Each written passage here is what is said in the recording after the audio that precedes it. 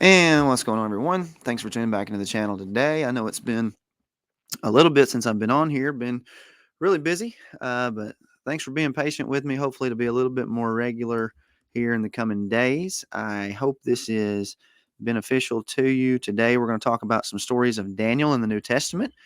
I've been so busy because a lot of things going on at the church. Number one, starting over a new year, trying to get everything going. Just had a big Thanksgiving meal with our church family. Had a great time in that.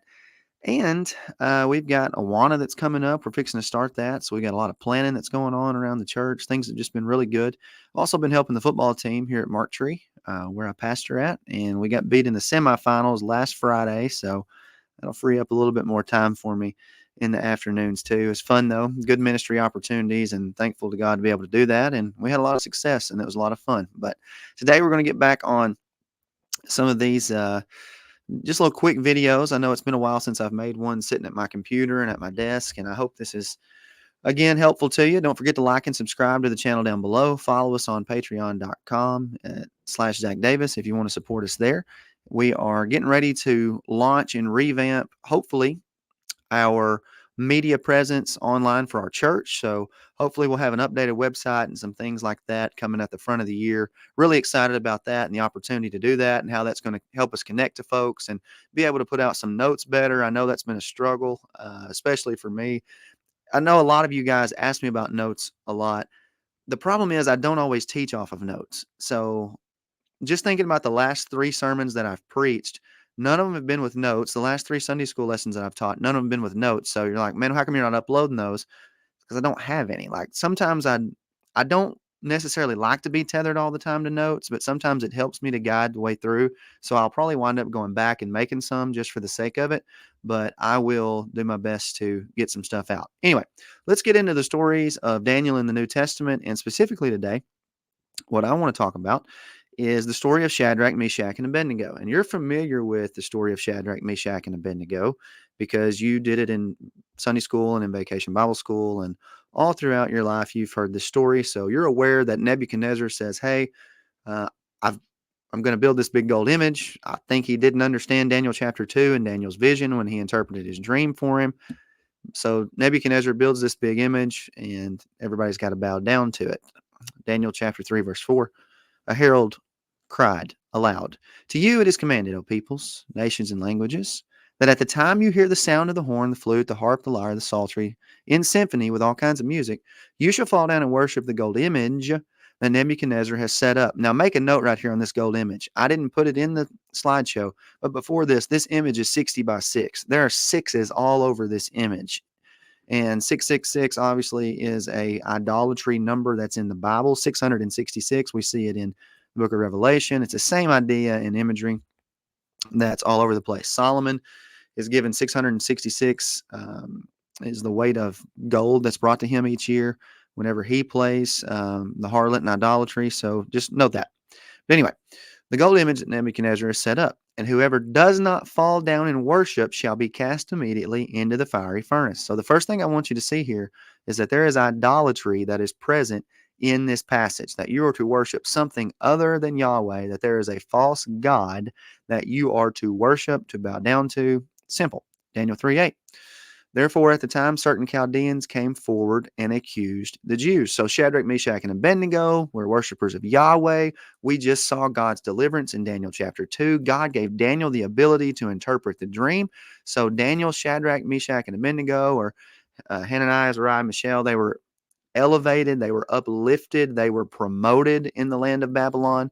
So these guys who are accusing them are some of their contemporaries. The same idea of John 1, Jesus came to his own did not receive him. So they're amongst their brothers, but now their brothers are standing to accuse them. They are the adversary of Shadrach, Meshach, and Abednego.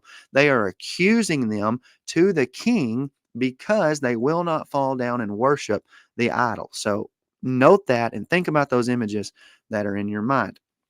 Shadrach, Meshach, and Abednego having to live by faith. So Nebuchadnezzar, in rage and fury, gave the command to bring Shadrach, Meshach, and Abednego. So they brought these men before the king. Now think about it. You've got some of the understudies who are standing to accuse, and they want to bring them before the main person that's in charge so that they can be held accountable. Persecution, accusation, standing to accuse over them the law that had been put in play. You've got to worship Nebuchadnezzar.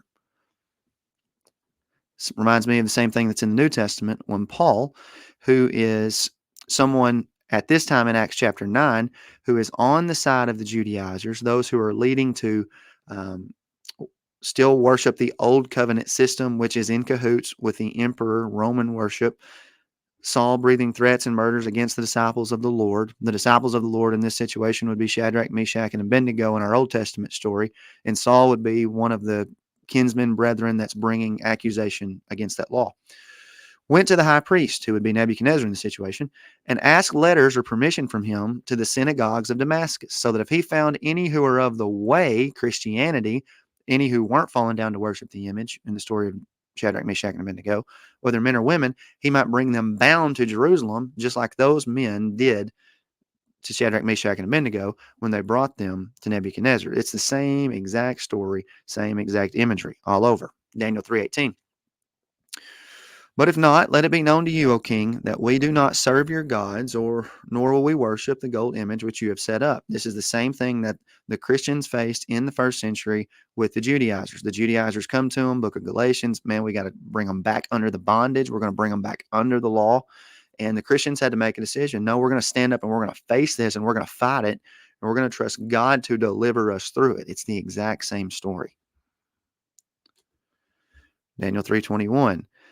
Then these men were bound in their coats, Shadrach, Meshach, and Abednego, their trousers, their turbans, and their other garments. And I think it's so interesting that the text makes sure to go out of its way in Daniel chapter 3:21 to tell us the clothing that Shadrach, Meshach, and Abednego had on, because they were clothed when they went into the judgment. It's so good. And other garments, and they're cast into the midst of the burning fiery furnace. So think about it. They're facing this judgment and they're going through the middle of it, but they have a clothing. And in right after this idea of the clothing, 4 verses later, Nebuchadnezzar looks and he says, I see 4 men loose, walking in the midst of the fire, and they are not hurt. And the form of the fourth is like the Son of God. So think about it. There's accusation and persecution to bring the Yahweh worshipers back under idolatry. But through their faith in this picture that's given to us, a physical picture in Daniel 3:21, that they are clothed. There's a proper clothing. And this points to the clothing of the righteousness of Christ in the New Testament. That judgment would come, but whenever the judgment came, those who were clothed in the righteousness of Christ would be able to stand and face the judgment, whereas the others wouldn't be able to stand and face the judgment. They would be found naked and in shame, and they would be judged and persecuted. And I think the end of this story is so interesting. Think about what Nebuchadnezzar says right here at the end of Daniel chapter 3 and verse 29. Therefore, I make a decree that any people, nation, or language, Great Commission, think about it, Jesus rise from the dead, which speaks anything amiss against the God of Shadrach, Meshach, and Abednego shall be cut in pieces. Okay, number one, there's judgment, but watch the next part. And their houses shall be made an ash heap. Remember Matthew 23? Your house is left to you desolate. Remember that's temple judgment. So anybody that didn't worship Yahweh, the true God, they would not have a dwelling place, but their place of worship would be tore down. Their houses would be destroyed. It's a beautiful picture. It's the exact same story as the New Testament, because there is no other God who can deliver like this. Beautiful picture. Just to review. Number one, you see in this story idolatry, which is the gold image in the New Testament. It's emperor worship through Old Covenant. Revelation 13. The sea beast and the land beast, Israel and Rome, are in cahoots. Babylon the harlot leads to worship emperor the Roman emperor. Number two, persecution and accusation. Those who are trying to bring accusation in the story of Shadrach, Meshach, and Abednego are the companions they had in Babylon, and it's the Judaizers in the New Testament. They persecute the church. They try to hold accusation. But remember Romans chapter 8, verses 1? I don't even remember it. Romans chapter 8, verses 1. Go check it out, though. It says that essentially that they were not bound by anything anymore, that the old covenant system could not bind them. They were free. They had been set free from the law. The accusers of the brethren had been thrown down. They couldn't use the law to accuse them anymore. Why? Because Christ was fulfilling it, and therefore they couldn't stand to be held in bondage and weren't obligated to worship it anymore. Number three, you see the faith of those who love Yahweh. Number four, they were clothed in Christ. So when the deliverance and the judgment came, for the faithful, they didn't have to fear it because they were clothed in Christ and they weren't found naked and in shame. They were covered in their garments. And then sixthly, is sixthly a word? But sixth, you see judgment on the persecutors. Those who didn't worship Yahweh, their houses were torn down. Same exact thing in the New Testament. Beautiful story. It's the same thing all over the place. I pray you'd learn to read the Bible this way. I was reading that yesterday and saw that and thought, man, I ought to do something on that. And hopefully I'll get to do one on Daniel chapter 6 pretty soon. God bless you. Take care. Don't forget to like and subscribe down below, and we'll see you soon.